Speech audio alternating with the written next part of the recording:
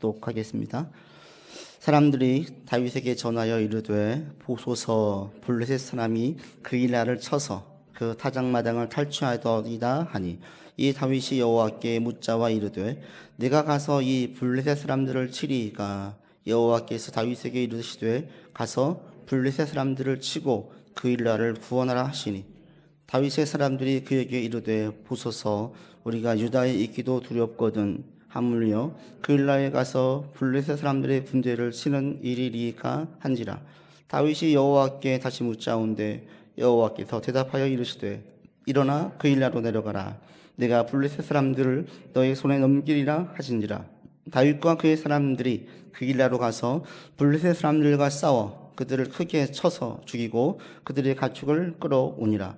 다윗이 이와 같이 그일라 주민을 구원하니라. 아멘.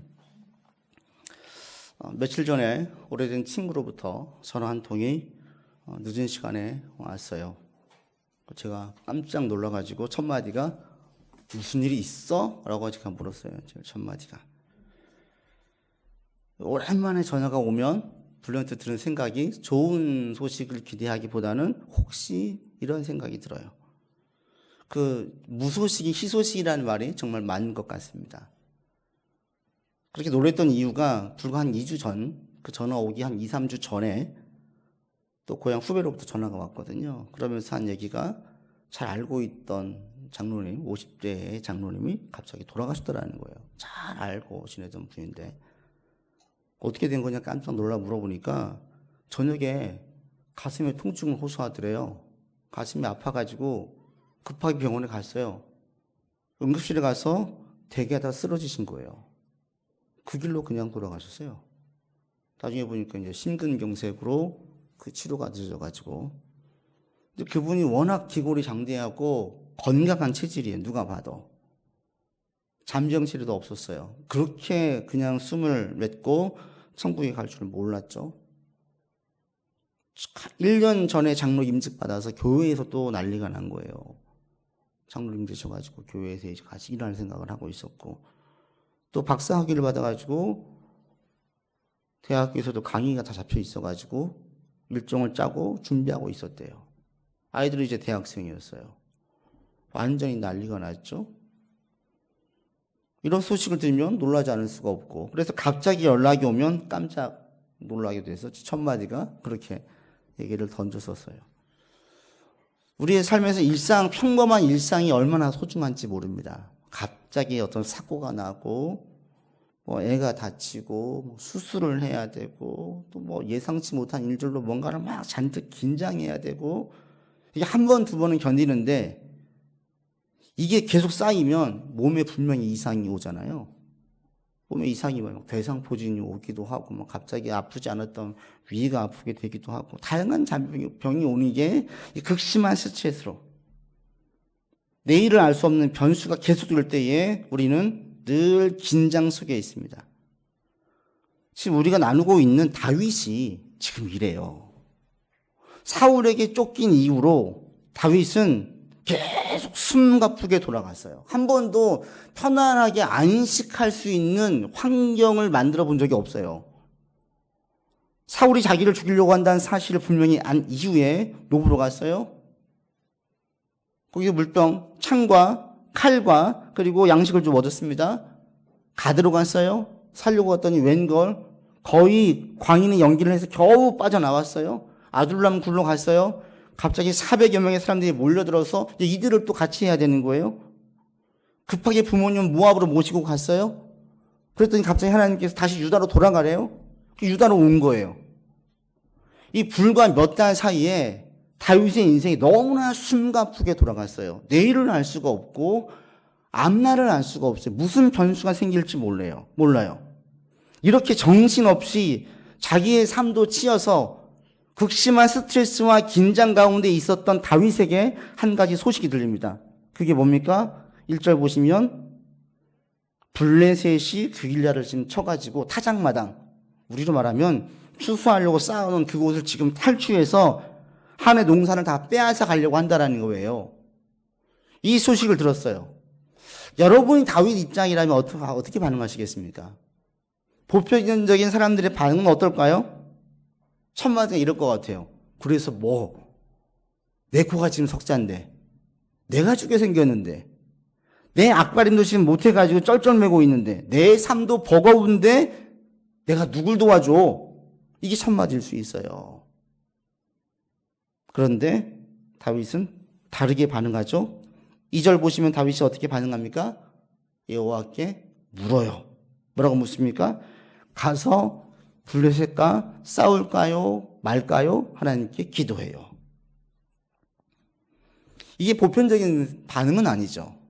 보편적은 나도 힘들어. 나도 죽겠어. 이렇게 그냥 놓고 있기 쉬운데 다윗은 하나님께 물어요. 왜요? 흔히 쉽게 드는 생각은 이게 사람 마음이죠. 당시 이스라엘 가운데에는 도움이 필요한 나그네를 돕는 것을 옳은 일로 봤어요. 좋은 전통이었어요. 우리 동포가 지금 힘들어하고 있어요. 그들을 돕는 것은 당연한 일이죠. 그러니까 물을 수 있어요. 그런데 이것만 가지고는 해석이 안 돼요. 왜? 다윗이 지금 누굴 도와주기에는 너무나 위험한 상황에 놓여 있어요. 다윗의 지금 상황은 어떤 상황입니까? 사울이 어떻게든지 자기를 죽이려고 하는 상황이에요. 이때 다윗은 어떻게 해야 돼요? 숨만 쉬고 있어야 돼요. 드러나면 안 돼요. 바짝 숙이고 전혀 쉬면 안 돼요. 자기가 어디 있는지 사울이 알면 당장 쫓아올 거기 때문에 최대한 소리 없이 조용히 있어야 돼요. 그러니까 누구 도울 처지가 아니에요. 그리고 이들과 함께 있는 400여 명의 사람들은 잘 훈련된 군사가 아닙니다. 싸움을 한 번도 안 해본 사람들 대다수예요. 이들과 데리고 무슨 싸움을 합니까? 그리고 주변국들과 지금 충돌을 일으키고 싸워서 나쁘게 지내면 안 돼요. 왜? 사울이 자기를 죽이려고 할 때 여차하면 이스라엘 밖으로 도망가야 돼요. 그럴 때 주변국들과 좋은 관계를 맺어놔야 피할 수가 있죠. 블레셋은 지난주에 말씀드린 것처럼 5개의 도시가 연합되었다고 말씀을 드렸어요. 그 중에 1개의 도시를 치면 다른 곳에 소문이 나겠죠. 그럼 블레셋은 자기가 숨을 곳이 없는 거예요. 뭘 따져봐도 다윗은 그냥 가만히 있는 게 제일 좋아요. 가만히 있는 게 최고예요. 좀 미안하긴 하지만 가만히 있어야지 제일 좋았어요. 튀면 안 돼요. 근데 다윗이 어떻게 합니까? 싸우러 가요. 다윗도 부담이 됐어요. 그래서 4절 보시면 다윗이 또 물어봐요. 하나님, 제가 갈까요? 또 물어봐요. 이건 뭐냐면 다윗도 내심 안 가고 싶은 거예요. 그럴 때 하나님께서 가라 말씀하셔서 갑니다. 다윗이 왜 이렇게 움직일까요? 무엇이 다윗으로 하여금 모든 자신의 위험을 감내하고 가게 만들까요? 그리고 이 일도 해피엔딩으로 끝나지 않아요. 그 일난 사람들이 나중에 다윗을 끝까지 지켜주느냐? 아니요. 그 일난 사람들이 사울 편에 서서 다윗을 내치려고 했었어요. 왜? 그렇지 않으면 자기들이 죽으니까. 그 일날을 도와주고 그들로부터 어떤 큰 혜택을 받지도 못했습니다. 이게 다윗이었습니다. 근데 왜 도와줬을까요? 다윗은 도와주지 않으면 안 되는 그 부담감이 있었어요. 부담감, 압박.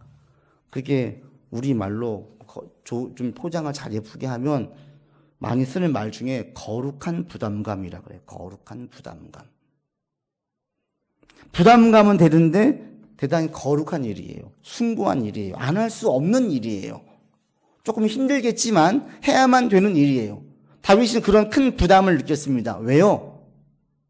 이런 부담, 거룩한 부담감은 누가 느끼는 줄 아십니까? 성령의 감동을 받은 사람들.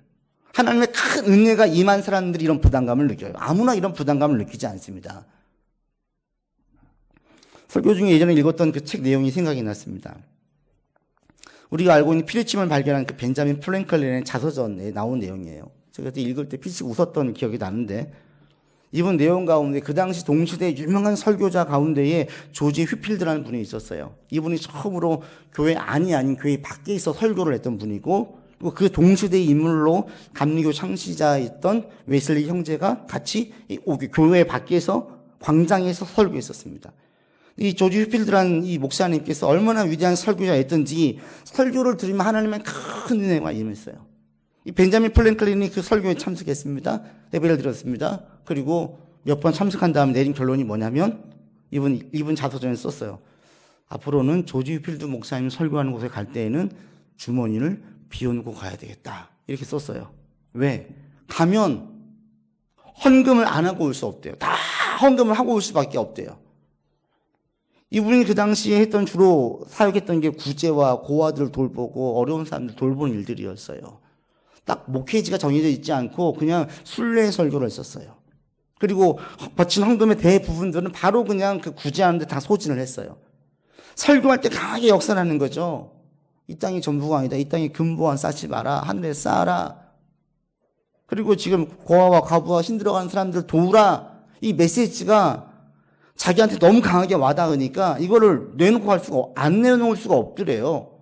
헌금하고 왔어요. 와서 보면은 좀 후회가 되기도 하는 거죠. 인간적인 마음으로. 그러니까 그분 일기 자서전에 나중에 이 목사님 갈 때는 내놓고 가야 되겠다. 이런 내용이 쓰여져 있었어요. 하나님의 은혜가 임하면요. 어떤 부담감을 느껴요. 압박을 느껴요. 해야만 된다라는 그 강한 압력이 내게 가해져요. 지금 다윗이 그랬습니다. 다윗은 어느 때보다도 믿음이 가장 좋은 때였습니다. 왜요?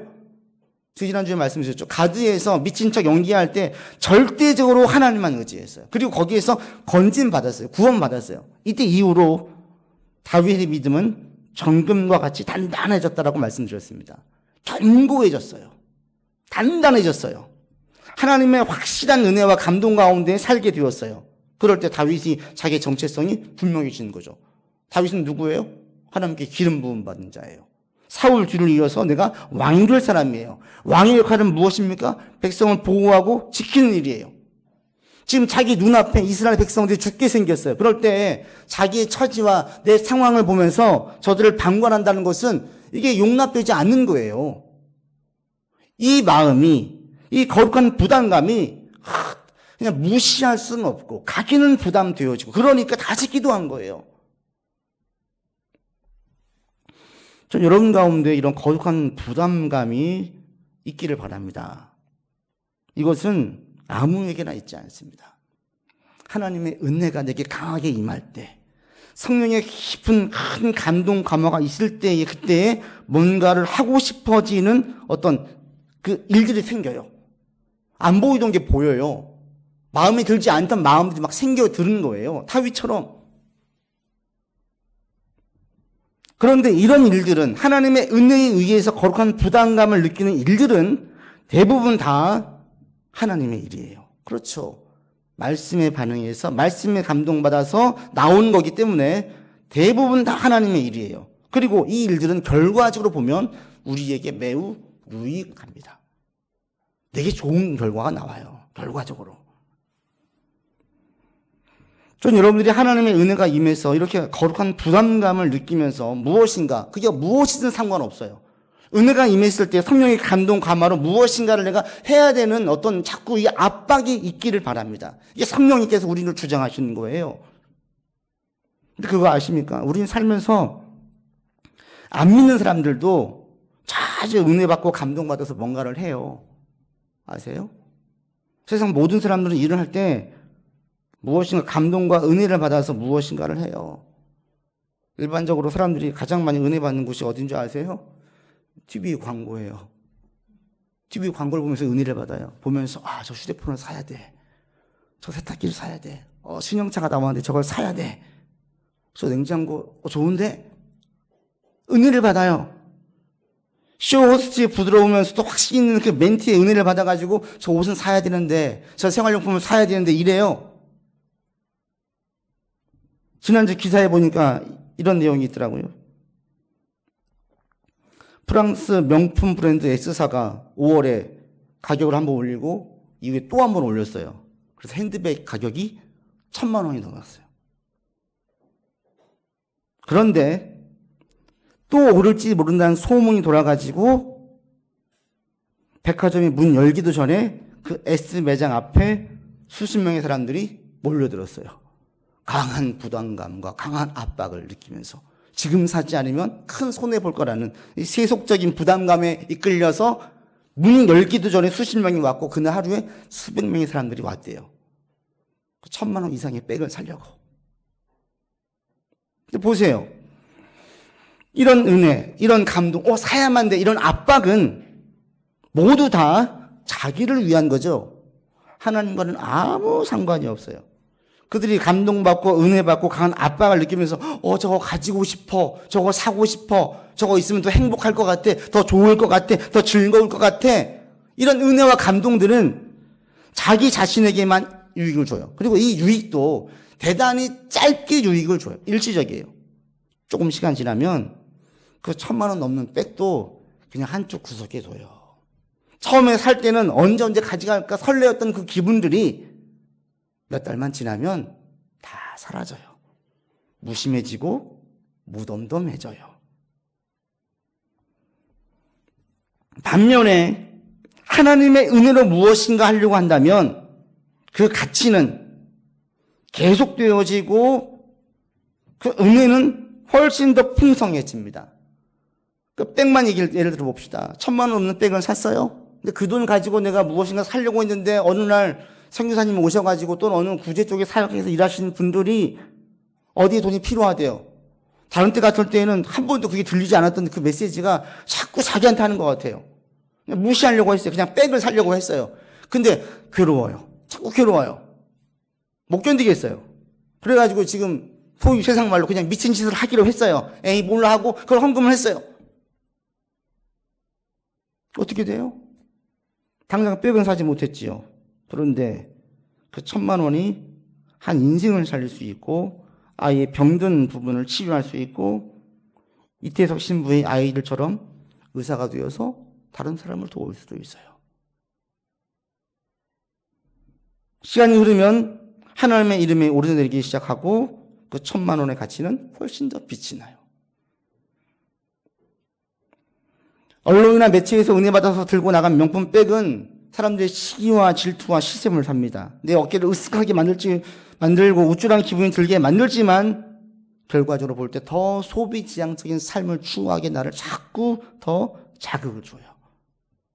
돈이 없으면 안 되는 거예요.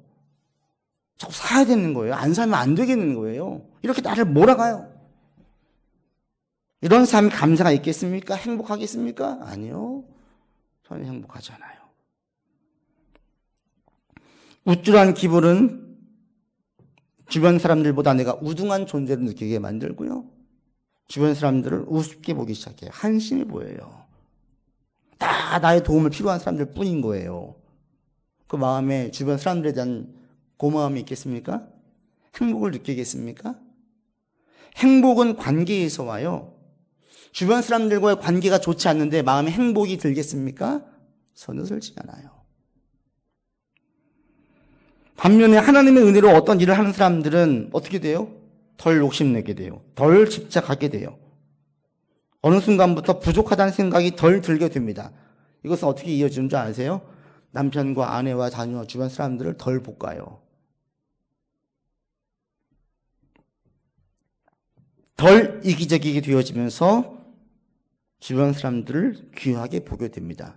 어느 순간부터 행복하다는 생각이 들고 자꾸 행복을 느끼게 돼요. 하나님의 은혜를 받아서 하나님의 감동으로 무엇인가를 한다는 것은 결과적으로 볼 때 우리에게 큰 유익이에요. 여러분들에게 이런 은혜가 있기를 바랍니다. 모든 사람들은 다 자기를 위해 살아요.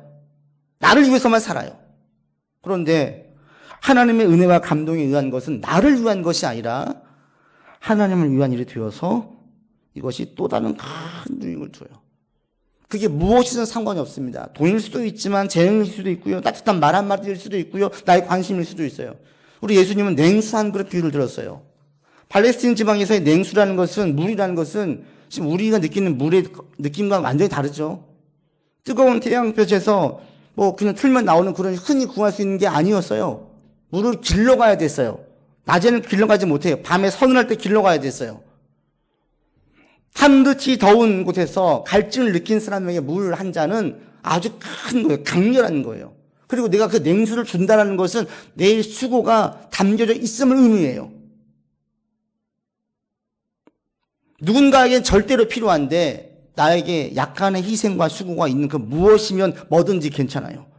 그게 신앙의 이름으로 예수 이름을 행한다면 다 상이 있다고 주님께서 말씀하십니다. 세상 사람들은 기브앤테이크가 철저해요. 봐서 내게 도움되어지면 어떻게든 도와주려고 하고 도움이 안 될 것 같으면 별로 관심을 안 둬요. 여러분들이 하나님의 상을 받기를 원한다면 반대로 행하셔야 돼요. 두 사람의 도움을 청할 때에 내게 도움을 줄 수 없는 테이크가 되지 않을 사람을 먼저 도와야 돼요. 이게 하나님의 상이 있는 곳입니다. 기브앤테이크에 하나님의 상이 없어요. 하나님의 상은 조건 없이 그냥 도와주는 사람, 조금씩 베풀 때에 하나님의 상이 와요. 그리고 그 상은 기브앤테이크에서 얻는 상과는 비교되지 않을 정도의 큰 상입니다.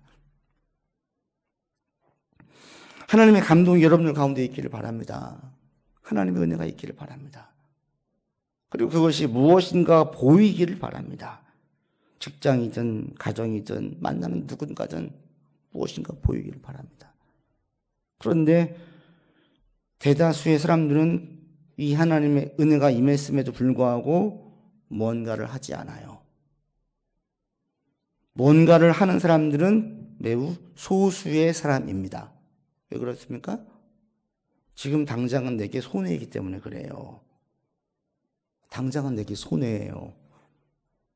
날 위해 쓰지 않고 남을 위해 쓴다는 것이 이게 쉬운 게 아닙니다. 나의 돈과 나의 재능과 나의 시간과 내게 있는 것들을 누군가를 위해 쓴다는 건 쉽지 않아요. 거기다가 주변에서 만류해요. 3절 보십시오. 다윗도 반대했어요, 사람들이. 다윗의 사람들이 뭐라고 합니까? 우리가 지금 유다에 있기도 두렵는데 하물며 그일라에 가서 저 블레셋 사람들의 군대를 치는 일이겠습니까? 여기도 안전하지 않는데 저기 가서 전쟁 치르고 나면 소란 나가지고 우리가 있는 위치가 다 발각될 것인데 왜 그렇게 합니까? 다윗 보기에도 일리가 있으니까 4절에 다시 기도를 해요. 하나님, 아니야, 가야 돼가 아니라 하나님 정말 가는 게 맞습니까? 다시 물어봐요. 왜? 다윗도 부담되거든요. 다윗도 안 갔으면 하거든요. 근데 다윗은 가요. 많은 사람들이 하나님의 감동을 받습니다. 은혜 받았어요. 감동 받았어요. 그런데 그들 통해서 역사는 나타나지 않습니다. 왜? 행동이 없기 때문에. 행동하려고 하니까 이성적으로 타당한지를 따져보고 합리적으로 따져보니까 안 되겠는 거예요. 안 해요. 또 주변에서도 만류해요. 안 해요. 하나님의 역사는 없어요. 그래서 여러분 정말 중요한 게 뭐냐면 하나님의 능력과 역사는 감동받은 사람들, 은혜받은 사람들에게 의해서 일어나는 것이 아닙니다. 감동을 행동으로 옮기는 사람들에 의해서 하나님의 역사가 일어나요. 우리 한국 교회사를 볼 때 한 100여 년의 역사를 보면요. 정말 놀랄 만한 일들이 엄청 많았어요. 세상에서는 일반 사람들은 우리 민족이 뛰어나서 부지런해서 읽었다고 얘기하지만 신앙의 관점에서 보면 그렇지 않아요. 얼마나 많은 해외에서의 선교 헌금과 구제와 우리 안에서의 희생이 있었는지 그들 가운데 중추적인 역할을 하는 사람들이 그리스도인들이었어요. 신앙의 이름으로. 자기의 재산을 다 내었어요. 자기의 전부를 드렸어요. 학교를 세우고 병원을 세우고 복지기관을 세우고 해외 선교하고 교회를 세우고 이런 모든 일들에 자기를 전부를 드린 사람들이 많았어요. 그들 가운데는 대다수가 그리스도인들이었습니다. 이들의 감동에 의해서가 아니라 감동받은 그들의 희생과 수고와 헌신에 의해서, 즉 행동에 의해서 하나님의 역사가 나타났어요. 오늘날은요, 울컥하고 감동받은 분들이 많아요. 그런데 역사가 없어요. 막 뉴스에 오르내릴 만한 일이 별로 없어요. 좋은 쪽으로. 왜 없어요? 행동으로 옮기는 분들이 많지 않기 때문에 그래요. 성경 지식은 쌓였어요.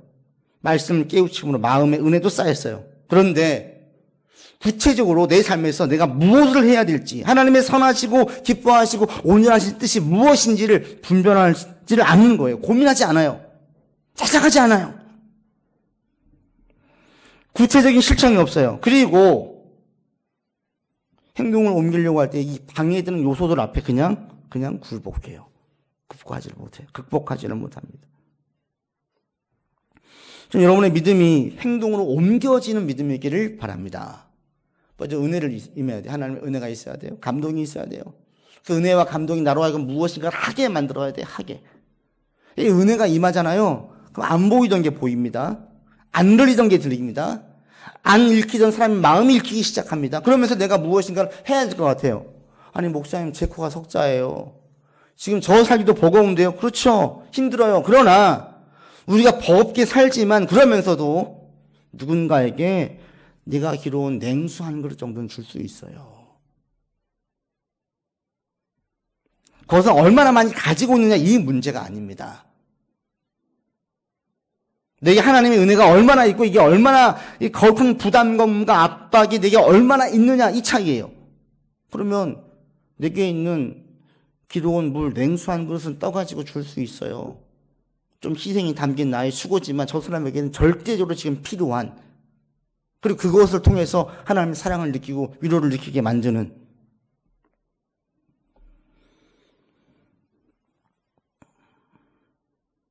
여러분을 통해서 하나님의 은혜가 이 믿음이 행동으로 나타날 수 있기를 원합니다. 그걸 통해서 하나님의 역사가 있습니다. 다윗은 이 희생을 통해서, 전쟁을 통해서 어떤 유익을 얻었을까요? 첫 번째 딱 눈에 띄는 게 있습니다. 한 가지가 뭐냐면 다윗은 기도의 사람이 되어가고 있어요. 본문에만 봐도 다윗이 하나님께 2번이나 기도해요. 처음 쫓길 때는 기도하지 못했다라고 말씀드렸죠. 가드에서부터 기도하기 시작했어요. 터져나오는 기도는 문제가 있을 때마다, 고민이 될 때마다 애써 외면하지 않고 기도로 이어졌어요. 기도의 사람이에요. 기도라는 것은 여러분 기도학교에서 배워서 기도의 사람이 되는 것 아닙니다. 어려운 일, 고민한 일, 갈등되는 일을 반복적으로 하나님께 들고 나올 때 기도의 사람이 돼요. 기도는 배워서 되는 게 아니에요. 어려운 문제를 가지고 가지고 왔어요. 갈등되는 거 가지고 왔어요. 고민되는 거 가지고 왔어요. 그러면서 하나님과 지지고 볶을 때에 점점 기도의 사람이 되어 가요. 다윗이 점점 기도의 사람이 되어 가고 있어요. 세상에서는 입지가 점점 넓혀지는 사람이겠지만 내면적으로는 하나님과 깊은 교제가 있는 기도의 사람으로 되어져 가고 있어요. 이게 다윗의 큰 유익이죠. 또 한 가지, 이 전쟁에서 승리를 맛보아요. 이 승리는 함께 있는 무리들에게 자신감을 줬어요. 오합지졸이었던 이들 가운데 점점 정예, 병사, 군사가 되어가게 만들었어요. 훗날 큰 역사를 이룰 때에 이들이 많은 일을 하게 되어집니다. 그리고 유다 사람들의 마음을 얻었어요. 사울 왕은 자기를 도와주지 못해요. 왕이 도와주지 못해요. 심정적인 자신들의 왕은 누가 되는 거예요? 다윗이 되는 거예요. 다윗에게 길게 볼 때에는 너무나 유익했어요. 지금 당장은 손해이고 많이 말렸지만 하나님의 감동으로, 거룩한 부담감으로 무엇인가 했을 때에 길게 보면 그 인생 전체를 볼 때에는 엄청난 유익이었습니다. 여러분 분명히 믿고 나가시기를 바랍니다. 하나님의 감동으로 무엇인가를 한다는 것은 여러분에게 꼭 유익을 주는 것이에요. 결코 손해주지 않습니다. 여러분이 하나님의 감동으로 무엇인가 한 일이 있습니까? 한번 떠올려 보십시오. 그때 어떻게 했어요? 더 기도했어요. 그때 더 주님을 찾지 않았습니까? 그때 더 하나님의 뜻을 찾았어요. 하나님 뜻이 무엇이에요? 더 묻게 되었어요. 그 이전에는 그렇게 묻지 않았어요. 그런데 하나님의 감동과 감화와 은혜로 무엇인가를 하려고 할 때에는 기도가 나와요. 뜻을 구해요. 영적인 일이 더 가치 있게 여겨져요. 하나님을 더 의지하게 되어집니다. 그리고 그 가운데 영혼에 큰 관심을 준 자신을 보게 되어져요. 이것보다 유익한 게 어디가 있어요? 성경 진리가 분명히 말씀하지 않습니까? 이 세상의 모든 것들은 쇠할 때가 와요. 우리의 육신도 쇠하고 이 세상의 모든 것들은 다 쇠할 때가 옵니다. 영원히 쇠하지 않는 것은 오직 하나님의 말씀만 영원히 쇠하지 않는다고 말씀하세요. 그러니 쇠할 것들을 내가 쇠하지 않게 아무리 붙들고 있어봐야 쇠하지 않게 됩니까? 아니에요.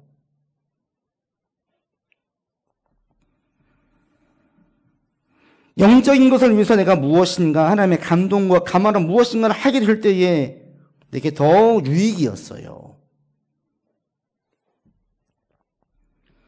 이제 2020년도 정말 얼마 남지 않았습니다. 참 힘든 한 해였습니다.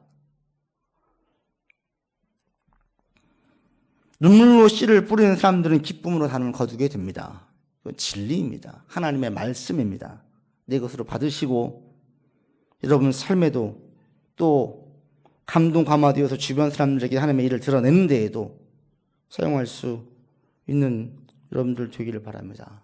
그래서 다윗처럼 여러분이 행한 냉수 한 잔을 줬을 뿐인데도 그것이 나로 기도하게 만들고 하나님과 마음을 합한 사람이 되게 만들고 또 내 삶에 작은 승리를 주어서 담대함 가운데 자신감 가지고 생활하게 만들고 무엇이 가장 중요한지 가치세계가 분명하게 세워지게 만들고 또 사람의 마음을 얻을 수도 있게 되어집니다. 여러분 하나님의 감동이 여러분 가운데 늘 있기를 바랍니다. 그래서 우리 가운데 제일 중요한 게 은혜예요. 은혜, 하나님의 은혜. 그리고 이 은혜가 내 가운데에서 강한 압박이 있어서 무엇인가 하게 만드는 힘. 이 은혜로 승리하시고 다윗처럼 신앙이 더욱더 견고해지고 자기 유익이 되어지는 전쟁인 것처럼 여러분도 이번 한 주간 하나님의 감동으로 어떤 일을 하게 만들면 그게 꼭 누군가에게 도와준 일만을 의미하지 않아요. 가정에서 내 아이일 수도 있고 내 식구일 수도 있고 직장의 동료일 수도 있어요. 누구일 수도 있어요. 중요한 것은 하나님의 이름으로, 하나님의 감동으로. 내 생각이 아니라 하나님 말씀의 근거에서 무엇인가를 구체적으로 한 가지씩 자꾸 행하면서 여러분의 신앙이 더욱더 견고해지고 굳세어지기를 주의 이름으로 권면드립니다. 아버지 하나님, 내 코가 석자입니다. 줄줄 흘러내리는 코를 닦기에도 바쁜 힘겨운 삶이 우리의 삶인데 이런 우리에게 길라의 전쟁과 같은 소식이 들려진다면 하나님 이걸 어떻게 감당합니까? 그런데 다윗은 아버지께 물으면서 거룩한 부담감을 끌어안고 행했습니다. 그리고 승리하였고 그의 신앙은 더욱더 견고해졌습니다. 아버지 하나님, 우리 모든 주님의 식구들, 주님의 자녀들 하나님의 감동, 감화가 충만할 수 있도록 인도하여 주시옵소서. 은혜로 어떤 일들이 보이게 하시고 그 일들을 행할 수 있는 강한 압박과 거룩한 부담감이 더 커져서 행동을 옮기게 하여 주시옵소서. 그리고 이 행동이 더 기도의 사람으로 또 굳세 믿음의 사람으로 그리고 길게 볼 때 훨씬 더 유익한 결과들로 우리 가운데에 허락하여 주시기를 간절히 원합니다. 이번 한 주간도 감동 감으로 살아가기를 원합니다. 주의 은혜로 한 주간 살게 하시고 승리하게 우리를 인도하여 주옵소서. 우리 구주 예수 그리스도 이름으로 기도드립니다. 아멘.